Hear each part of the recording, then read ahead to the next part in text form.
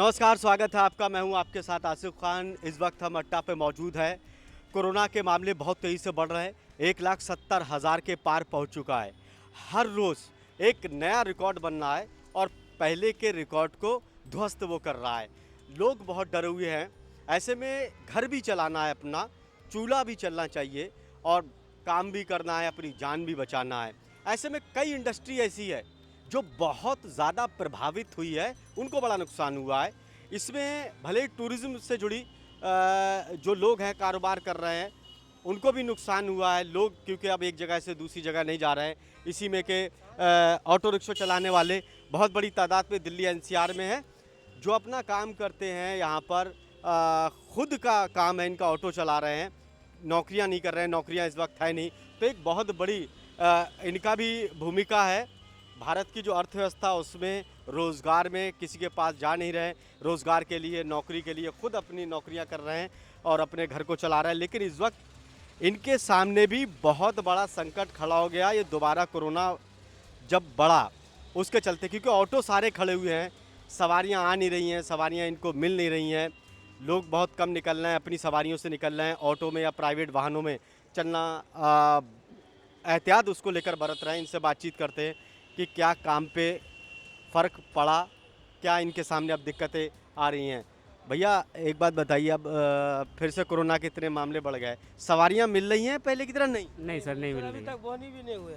अभी तक बोहनी भी नहीं हुए। हाँ, आधा दिन निकल चुका है। आधा दिन तो निकल चुका, अभी तक बोहनी भी नहीं हुए। अच्छा, सुबह 7 बजे का आए हैं, अभी तक वो नहीं किए। ऑटो वाले को भी देना होगा। किराया भी देना होता है 250 रुपये, फिर सीएनजी भी लेना होता है, फिर अपने जेब खर्चे भी है कुछ, घर का खर्चा। जी घर का खर्चा, घर का किराया भी है। कहाँ के रहने वाले हो आप?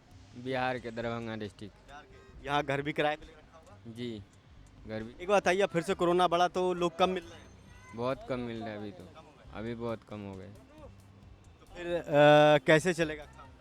अब देख लो कैसे चलेगा, मोदी जो करेगा वही तो होगा। यहाँ पर घर पे किराए पे रहते हो? किराए पे अगर रहते भी हैं या प्लस किराए का जो है सो बैंक से जो सो गाड़ी ले रखे हैं लोन पे, 6 महीने से जो सो लोन जा नहीं रहा है। अब गाड़ी के जो खींचने की नौबत जो सो आ गई है। बोलते हैं कि या तो पैसे पहुंचाओ या तो गाड़ी हम उठा लेंगे। अच्छा, लोन पे ले रखे हाँ, लोन पे ले रखे हैं। हैं। ऐसे में तो उनको मदद करना चाहिए आपको। और कोई मदद नहीं है। पिछले अप्रैल में हमारी LIC था, तो LIC हम दे नहीं पाए क्योंकि लॉकडाउन से तो बाहर निकल नहीं सकते हैं। तो हम डबल किस्ती जब भरने के लिए गए LIC में, तो 230 रुपये का प्लंटी हमें ठोक दिया गया। LIC का पहिया, एक तो लॉकडाउन था, घर से बाहर हम निकलते कैसे। तो फिर डबल किस्ती जब पहुंचाने गए तो 230 रुपये का पर्ची भी दिए हैं LIC वाले। जब LIC वाले नहीं छोड़ सकता है तो फिर ये हम तो कमा खा रहे हैं। भैया एक बात बताओ, आप यहाँ किराए पे रहते होंगे, किराए का कमरे का देते होंगे, क्या उन्होंने कमरे का किराया कम किया? कमरे ऑटो का किराए पे किराया- लेते, क्या उन्होंने ऑटो कम किया? कमरे के किराया कम नहीं किया, क्योंकि जब मैं लॉकडाउन में यही था, फिर चले गए गांव से आए तो उसको पूरे कमरे के किराया, हाल फिलहाल में मैं 2-3 महीने में उसको पूरे कमरे के किराया उससे छोड़ा 25-30 हज़ार रुपया बना, मैंने लेके दिया उसको। और प्लस ये फाइनेंसर जिससे मैं फाइनेंस करवाया, उसने भी 30,000 को 70,000 बना दिया। जो मैं पिछड़ गया इस बीच में, लॉकडाउन में तो दे नहीं पाते थे, उसका भी उतना ही देना पड़ा। उन्हें ब्याज जोड़ जाड़ के 1,20,000 बना दिया। तो अब तो घर चलाना सारा बैलेंस गड़बड़ हो गया, गड़बड़ गया, बहुत गड़बड़ हो गया। क्योंकि अब कर्ज है, अगर आप कमाओगे नहीं तो उसको कैसे उतारोगे, कैसे उतारेंगे? हाँ, संकट में है। संकट में तो बहुत है। अच्छा, सरकार की तरफ से कोई मदद नहीं मिली? सरकार की तरफ से क्या मदद मिले? कुछ नहीं मिले मदद। भैया आप कहाँ से आए? मैं बिहार से हूँ। हाँ जी, दरभंगा जिला। सर हो गए 5 साल हो गए चलाए हुए। कभी ऐसा संकट आया कि इतने बुरे हालात हो गए कि खर्च निकालना मुश्किल हो? कभी ऐसे नहीं मुसीबत आए जैसे 2020 में मुसीबत आया, ऐसे कभी मुसीबत नहीं आया। लॉकडाउन हर इंसान को परेशान कर दिए, गरीबों को तो और जान जो भी गरीब था उसको भी, जो जितने खाने वाले ने उससे भी ज़्यादा वो नीचे ही भाग गए। कोई किसी की देखने वाला नहीं है। अच्छा, घर भी पैसा भेजना है, यहाँ भी चलाना है, तो ऐसे में क्या फिर से अगर लॉकडाउन ऐसे ही लग गया तो आप लोगों को घर जाना पड़ेगा, तो आप लोगों को ये भी डर है क्या? नहीं, अब क्या डर है? क्योंकि आप बता रहे हो कि पहले आप लॉकडाउन लगा, आपने सारा किराया वो दिया, अब एक बार फिर से अगर लॉकडाउन लग गया फिर सारा वो ऊपर पड़ेगा। अब ऊपर पड़ेगा, क्या करना पड़ेगा? झेलना तो पड़ेगा ही पड़ेगा। तो सरकार से मदद मिल रही है आप लोग? सरकार से मदद कोई नहीं मिल रहा है। कोई मदद नहीं मिल रही है, जो किस्तें उस्तें आ रही हैं उसमें भी नहीं। उसमें कुछ भी नहीं है। जो किस्त लॉकडाउन में टूटे किस्ती उसका भी फाइनेंसर ब्याज जोड़ के ले ही लिए, तो क्या सरकार तरफ से हमें क्या कुछ नहीं मिल, प्लेंटी उसको प्लेंटी जोड़ते हैं, तो हमें लोग को कुछ नहीं मिला है। अगर छूट भी दे देते हैं 1-2 किस्ती, चलो अगला महीने में भर लेना चाहे, कुछ भी नहीं, पूरे जो भी टूटे ब्याज के ब्याज लिए जाते हैं हमारे लोग से। काम नहीं चल रहा है तो कुछ रियायत कर दे कुछ। बोले काम नहीं चला तो मुझे क्या है, गाड़ी खड़ा कर दो। अब ये करीब 2 लाख के करीब मामले पहुंचने वाले हैं, पहले इतना रिकॉर्ड नहीं था, ऐसे ही बढ़ गया तो सबसे ज़्यादा प्रभावित तो आपका काम होगा जैसे पहले। हम लोगों का है, क्योंकि नगद कमाने वाले का प्रभाव है। कोई जॉब नौकरी तो नहीं है, किसी घर में कोई सरकारी नौकरी भी तो नहीं है जो एक भाई दूसरे का वो कर सके। अच्छा, ऐसा भी नहीं कोई एक दूसरे की मदद करे। नहीं, बड़ा संकट है। बड़ा संकट है। अच्छा एक बताओ, कोरोना जो इतना बढ़ गया आपके लिए, आपकी नज़र में कौन जिम्मेदार है इसके? इसके लिए कौन, हम पब्लिक भी जिम्मेदार है, सरकार भी जिम्मेदार है। तो कितने लोग देखते हैं बगैर मास्क के ही चल जाते हैं, मास्क भी नहीं लगाते हैं। तो पब्लिक भी जिम्मेदार है, सरकार भी जिम्मेदार है। अच्छा, बहुत से लोग आते होंगे आपके ऑटो में बिना मास्क के बैठते होंगे, और आप लोग भी इस बात का एहतियात करते होंगे कि मास्क लगा के बैठे हैं। हाँ, तो उन्हें सवारी को बोलते हैं कि आप पहले मास्क लगा लीजिए। सैनिटाइज़र हम लोग रखते हैं, सैनिटाइज़र देते हैं। तो बहुत सवारी भी खुद रखते हैं, वो भी बोलते हैं हम लोग तो यूज करते हैं ये सब चीज़। अच्छा, वो कुछ ऐसा कहते हैं कि चुनाव में या नेता वेता लगाते नहीं है और हमसे आप लोग कह रहे हैं। चुनाव सरकार क्या करे इसमें, बीमारी में तो बीमारी तो सरकार लेके तो नहीं आया, इसमें सरकार मतलब ये तो हम लोग को झेलना है, जैसे भी आप झेलें। अच्छा, आपकी पहले कितनी आमदनी हो जाती थी और आज के टाइम में कितनी आमदनी? पहले तो आमदनी थी कि जो बच्चे भी पाल के 2-4 हज़ार रुपया बचा लेते थे महीने की। अब तो ये लगा लो कि 15,000 रुपया कॉपी किताब लाए हैं, 3 बच्चे पढ़ते हैं हमारे, एक 6 में है, 2 छोटे छोटे हैं। 15,000 रुपया कॉपी किताब लेकर आया, पूरी साल का जो सो स्कूल का फीस दिया हूँ। और बोले हैं कि जो सो अगर आप नहीं दे पाते हो तो अपना बच्चे को ले जाओ। कहाँ कहाँ रहते हो?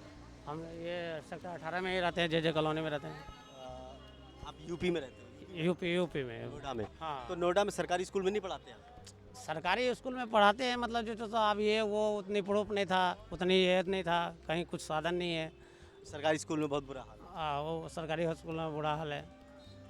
आप लोग ये सोचते हो कि हम लोग ऑटो चला रहे हैं तो बच्चे पढ़ लिख जाएंगे, कम से कम इस काम में नहीं आएंगे, वो आगे कुछ तरक्की कर लेंगे? ये तो हर इंसान चाहता है भाई साहब कि जो हम जो काम करते हैं हमारे बच्चे ना करें, थोड़ा आगे बढ़े, वो हर इंसान चाहता है।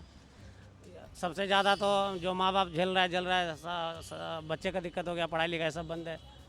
स्कूल वाले जवाब दे रहे हैं कि अगर नहीं है तो भैया अपना बच्चे को ले जा सकते हो। हाँ जी, हाँ जी।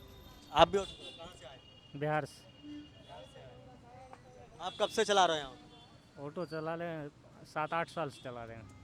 कभी ऐसी हालत देखी? नहीं, आज तक कभी नहीं देखी, 1 साल से हो रहा है बस, पूरे 1 साल हो गया। पूरा साल हो गया बर्बाद हो गया कि 1 हफ्ते हो गया। सोच रहा हूँ कि कम से कम किराया भी जमा हो जाएगा, बच ही नहीं रहा है। 200-250 रुपया कमाता हूँ, उसमें खाने के लिए दूँ कि गाड़ी भाड़ा दूँ, या बिल्कुल तंग हूँ। अब ऐसे ही बढ़ता रहेगा फिर वापस घर पे जाना पड़ेगा, ये डर भी लग रहा है।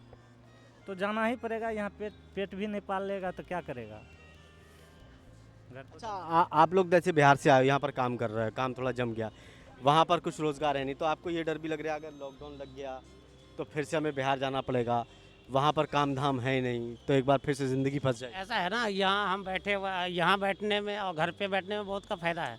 क्यों बैठा रहता है तो हमारी फैमिली घर पे रहते हैं, मम्मी पापा वो चिंता में रहते हैं कि हमारे बच्चे कैसे होगा, नहीं होगा, क्या होगा। तो कम से कम दुख सुख को तो संघर्ष तो फैमिली का साथ करेंगे। उस कारण जो है तो एक दूसरे को घर का आदमी फ़ोन करते हैं कि बच्चे जैसे भी हो कर्ज भी करके, जब घर से कर्ज आता है तो यहाँ से जो सो पैसा सब जाते हैं। अच्छा, तो लग नहीं रहा कि सरकार को सहयोग करना चाहिए इस मामले को लेकर? नहीं कर रही है सरकार ये तो करोड़ों अरबों रुपए अपनी चुनाव में खर्च कर रहे हैं, ये पैसा आप लोग घर चला रहे हो, किस्तें जमा कर रहे हैं, इनमें मदद सरकार को करना चाहिए। सरकार का अगर सरकार करता भी है तो वहाँ तक पहुँचता नहीं है। हाँ, वहाँ तक पहुँचता है, ऐसी बात नहीं कि सरकार चुपचाप से बैठा पड़ा है, सरकार भी कर रहा है मगर वहाँ तक पहुँच नहीं पाता है। अच्छा, आप देख रहे हैं ज़्यादातर बिहार के लोग हैं, ऑटो चला रहे हैं, रिक्शा चला रहे हैं। आप लोगों को लगता है बिहार में बीजेपी की आपने इतनी सरकार इतने टाइम से बना दी, आप अपने घर पे बिहार में ही अगर काम करते, जैसे आप कह रहे हैं माँ बाप वहाँ पर हैं, माँ बाप उनके साथ रहते, वहीं पर रोज़गार होता, लेकिन राज्य सरकार ने बिहार की वहाँ पर कुछ काम नहीं किया, बीजेपी ने वहाँ पर कुछ काम नहीं किया। कर रहा है, मतलब नहीं समझा। अगर अगर बिहार में हमारे उतनी साधन होता तो हम यहाँ क्यों आते। लाखों करोड़ों लोग, अभी ऐसी स्थिति बनाव पड़ा है साल भर से कि लोग घर जा रहे हैं और घर से यहाँ आ रहे हैं, यहाँ से घर जा रहे हैं। अप डाउन में लगा पड़ा है 5-6 महीने से। कहीं घर पे जाता है तो घर पे कुछ नहीं है, यहाँ आता है तो यहाँ पर आता है। ऐसे मतलब आज साल भर से अप डाउन में ही लगा हुआ है। कुछ दिमाग ये अच्छे भी इंसान का कड़क हो चुका है कि क्या जो लोग लॉकडाउन में पैदल बिहार में गए थे, जाते। कुछ लोग अभी नहीं आए। हाँ, अभी लोग तैयारी कर रहे हैं कि अगर किसी तरीक़ा से लोग घबराया हुआ है कि जो सो जनता कर्फ्यू है ये ना लग जाए भागो। हाँ, घबराया हुआ है, जाने की तैयारी कर रहे हैं, लोग जा भी रहे हैं। अब अक्षरधाम से लेके आप परी चौक का रोड पे देखो, पब्लिक अपना मतलब बेघर हो, मतलब निराश हो चुके हैं कि अब कुछ नहीं है। 1 साल देख लिया, हाँ, कहाँ काम ही खत्म है। खर्चा होता जा रहा है क्योंकि घर पे होंगे, खर्चा नहीं होगा, फैमिली अगर खर्चा होता तो फिर जाता क्यों। खर्चा भी तो मुश्किल है। अब आधा टाइम निकल गया, अब होने भी नहीं हुआ है। आप कहाँ से हो भैया?